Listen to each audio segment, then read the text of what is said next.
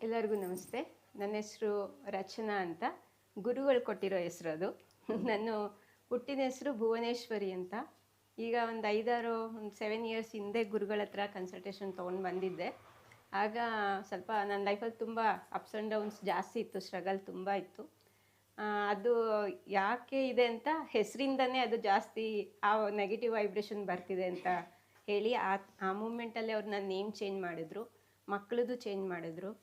ಮತ್ತು ಆ ನೇಮ್ ಕೊಡ್ತಿದ್ದಂಗೆ ನನ್ನ ಲೈಫು ಹೇಗೆ ಅಂದರೆ ಅದು ಮಿರಾಕಲ್ ಥರ. ಅದು ಹೇಗೆ ಚೇಂಜ್ ಆಯಿತು ಅಂತ ಎಕ್ಸ್ಪ್ಲೇನ್ ಮಾಡೋಕ್ಕೆ ಆಗಲ್ಲ. ನಾನು ಊಹೆನೇ ಮಾಡ್ಕೊಂಡಿರಲಿಲ್ಲ ನನ್ನ ಲೈಫಿಗೆ ಈ ಥರ ಎಲ್ಲ ಆಗುತ್ತಾ, ನಾನು ಈ ಥರ ಎಲ್ಲ ಬದುಕ್ತೀನ, ಹೀಗೆಲ್ಲ ಬೇರೆಯವ್ರಿಗೆ ಒಂದು ಮಾಡೆಲ್ ಥರ ಬದುಕೋ ರೀತಿ ನನಗೊಂದು ಒಳ್ಳೆಯ ಹೆಸರು ಕೊಟ್ಟಿದ್ದಾರೆ ಗುರುಗಳು. ಹಾಗಾಗಿ ನಾನು ಎಷ್ಟು ಕೃತಜ್ಞ ಅಂತ ಹೇಳಿದ್ರು ಅದು ಸಾಲದವ್ರಿಗೆ. ಪ್ರತಿದಿನ ನನಗೇನೇ ಒಳ್ಳೆಯದಾದರೂ ನನ್ನ ಎಲ್ಲ ಗುರುಗಳನ್ನೂ ತುಂಬ ಮನಸ್ಸಿಂದ ಅವ್ರಿಗೆ ಕೃತಜ್ಞತೆಗಳನ್ನ ಸಲ್ಲಿಸ್ತೀನಿ. ಯಾಕೆಂದರೆ ದೇವರು ನಮಗೆ ನಮ್ಮ ಕರ್ಮಾನುಸಾರ ನಮಗೆ ಲೈಫ್ನ ಕೊಟ್ಟಿರ್ತಾನೆ. ಬಟ್ ಆ ಲೈಫ್ನ ಚೇಂಜ್ ಮಾಡೋ ಶಕ್ತಿ ಗುರುಗೆ ಮಾತ್ರ ಇರೋದು. ಅಂಥ ಗುರುಗಳು ನಮ್ಮ ಜೊತೆ ಇದ್ಬಿಟ್ರೆ ಎಂಥ ಗುರಿನಾದ್ರೂ ನಾವು ಈಸಿಯಾಗಿ ಶಾರ್ಟ್ ಕಟ್ಟಾಗಿ ರೀಚ್ ಆಗಿಬಿಡ್ತೀವಿ. ಇಲ್ಲಾಂದರೆ ದೇವ್ರು ಕೊಟ್ಟಿರೋ ಒಂದು ರೂಟಲ್ಲಿ ಏನಾಗುತ್ತೆ, ನಮಗೆ ನಾವು ಏನೇ ಪ್ರಯತ್ನ ಪಡೋದು ತುಂಬ ಲಾಂಗ್ ಟರ್ಮ್ ಹಿಡಿಯುತ್ತೆ, ತುಂಬ ಟೈಮ್ ಹಿಡಿಯುತ್ತೆ, ನಮ್ದು ಅರ್ಧ ಜೀವನನೇ ಮುಗ್ದೋಗಿರುತ್ತೆ.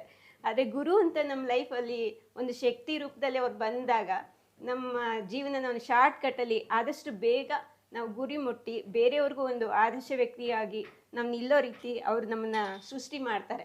ಅಂಥ ಗುರುಗಳು ನಮ್ಮ ಲೈಫಲ್ಲಿ ಸಿಕ್ಕಿದ್ದಕ್ಕೆ ಆ ಭಗವಂತನಿಗೆ ನಾನು ತುಂಬ ಕೃತಜ್ಞತೆ ಆಗಿದ್ದೀನಿ. ಎಮೋಷನಲ್ ಆಗುತ್ತೆ ನನಗೆ.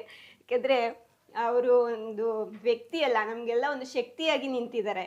ಹಾಗಾಗಿ ಅವರೆಲ್ಲರ ಪ್ರೀತಿ, ವಿಶ್ವಾಸ ಮತ್ತು ಆಶೀರ್ವಾದ ಎಲ್ಲರ ಮೇಲೂ ಇರಲಿ ಅಂತ ಕುಗ್ಗೋಗ್ತೀವಿ ನಾವು. ಎಸ್ಪೆಷಲಿ ನಾವು ಹೆಣ್ಮಕ್ಳು ಭಾವನಾ ಜೀವಿಗಳು. ಏನೋ ಒಂದು ಆ್ಯಂಬಿಷನ್ಸ್ ಇಟ್ಕೊಂಡಿರ್ತೀವಿ, ಬಟ್ ಅದು ಕಟ್ಟೆಯಾಗಿ ಒಡೆದೋದಾಗ ನಾವು ಮೊದಲು ನಮ್ಮ ಮೈಂಡಿಗೆ ಬರೋದೇ ಪ್ರಾಣ ತಗೊಳ್ಳೋಣ ಅಂತ, ಆ ಥರ ಪರಿಸ್ಥಿತಿ ಇರುತ್ತೆ. ಬಟ್ ಆ ಟೈಮಲ್ಲಿ ನಮಗೆ ಒಂದು ಮಾರಲ್ ಸಪೋರ್ಟ್ ಕೊಟ್ಟು, ಇಲ್ಲ ಬದುಕ್ಬೋದು, ನಿನ್ನೆಲ್ಲ ಎಬಿಲಿಟಿ ಇದೆ ಅಂತೆಲ್ಲ ನಮ್ಮಲ್ಲಿರೋ ಒಂದು ಎಬಿಲಿಟಿನ ತೋರಿಸ್ಕೊಡೋರೆ ಗುರುಗಳು. ಹಾಗಾಗಿ ಹೆಣ್ಮಕ್ಳು ಯಾವುದೇ ವಿಷಯದಲ್ಲಿ ಆಗಲಿ, ಯಾರು ಇರಲಿ ಇಲ್ಲದೆ ಇರಲಿ, ಜೀವನ ದೊಡ್ಡದು. ಹಾಗಾಗಿ ನಾವು ಬದುಕಿ ಸಾಧನೆ ಮಾಡಿ ತೋರಿಸ್ಬೋದು. ಎಲ್ಲರ ಕೈಲೂ ಅದು ಸಾಧ್ಯ ಇದೆ. ನನಗೆ ಬೆಂಗಳೂರು ಕೂಡ ನೋಡಿರಲಿಲ್ಲ ನಾನು, ಅಂಥ ವ್ಯಕ್ತಿ ಇದ್ದವಳು. ಈಗ ಒಬ್ಬಳೇ ಎಲ್ಲ ಕಡೆ ಟ್ರಾವೆಲ್ ಮಾಡ್ತೀನಿ. ನನಗೂ ಕನ್ಸಲ್ಟೇಷನ್ಸ್ಗೆಲ್ಲ ಜನರು ಬರ್ತಾರೆ. ಅದೆಲ್ಲ ಚೇಂಜಸ್ ಹೇಗಾಯಿತು? ಗುರುಗಳಿಂದ, ಅವರ ಒಂದು ಆಶೀರ್ವಾದದಿಂದ, ಅವ್ರು ಕೊಟ್ಟಿರೋ ವಿದ್ಯೆಗಳಿಂದ. ಹಾಗಾಗಿ ನೀವು ಅಳವಡಿಸ್ಕೊಳ್ಳಿ, ಗುರುನ ನಂಬಿ ಅವ್ರು ಹೇಳಿದ್ದನ್ನು ಫಾಲೋ ಮಾಡಿ.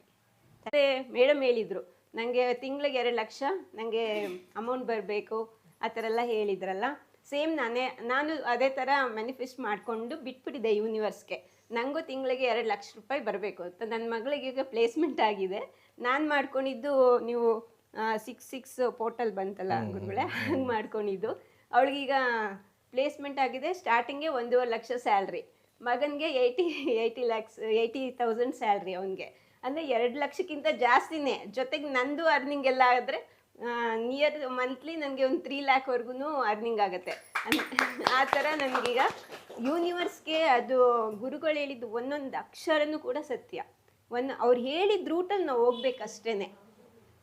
ಅವ್ರು ಹೇಳ್ದನ್ನು ನಾವು ಒಂದು ಕರೆಕ್ಟಾಗಿ ನಾವು ಫಾಲೋ ಮಾಡ್ಕೊಂಡು ಹೋದರೆ ಅದು ಏನೇ ಡ್ರೀಮ್ ಇರಲಿ, ಏನೇ ಇರಲಿ, ಅದು ಖಂಡಿತ ನಾವು ರೀಚ್ ಆಗೇ ಆಗ್ತೀವಿ ಅನ್ನೋದಕ್ಕೆ ನಂದು ನನ್ನ ಮಕ್ಕಳದ್ದು ಲೈಫೇ ಎಕ್ಸಾಂಪಲ್ಲು. ಹಾಗಾಗಿ ಖಂಡಿತ ಅವ್ರು ಹೇಳಿದ್ದು ಒಂದೊಂದು ವಾಕ್ಯನೂ ನೀವು ಪಾಲನೆ ಮಾಡಿ, ನೀವು ನಮಗಿಂತ ಚೆನ್ನಾಗಿರಿ.